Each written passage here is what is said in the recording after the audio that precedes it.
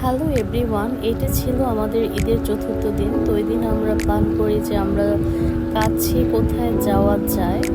তো আমরা চলে গেলাম দিয়াবাড়িতে।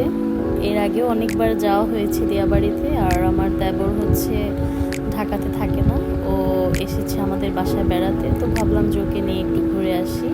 তো এর দেশে যাওয়া হচ্ছে আমাদের, যাওয়ার কথা ছিল বিকাল 4টা বাজে, কিন্তু অলমোস্ট আমাদের বের হতে হতে সন্ধ্যা 6টা বেজে গেছে।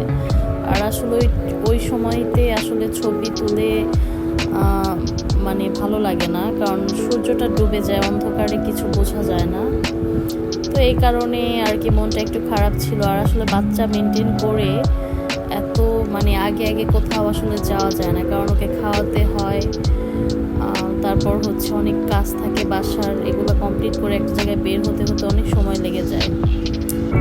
তো এরপরে হচ্ছে সানাম ট্রেনে চড়বে, অনেক কান্নাকাটি করতেছিল যে আম্মু আমি ট্রেনে চড়বো। তো ওর চাচাকে আমি বললাম যে তুমি তাহলে সানামকে নিয়ে ট্রেনে চড়ো। তো আমার মেয়ে ট্রেনে ওঠার পরে এত কান্নাকাটি শুরু করছে। তো আমি ওখানে যে ট্রেন স্টার্ট করছে ওনাকে বলতেছি যে আপনি একটু স্টপ করে দেন, আমি ওকে নামাবো, কারণ হচ্ছে ও ভয় পাচ্ছে, ওকে নামায় দেন।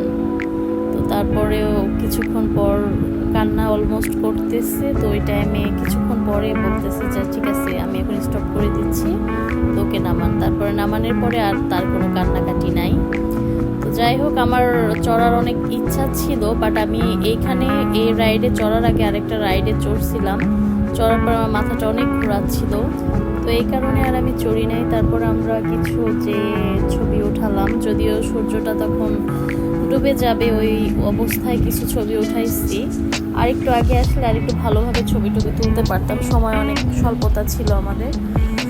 তো তারপরে দিয়াবাড়িতে একটা রেস্টুরেন্ট আছে, ফেমাস রেস্টুরেন্ট পানপুরি, সেখানে চলে যাই। সেখানে যেয়ে কিছু খাবার অর্ডার করি। আর আমি তো স্যুপটা অনেক পছন্দ করি, যে কোনো খাবারের সাথে স্যুপটা আমার থাকে।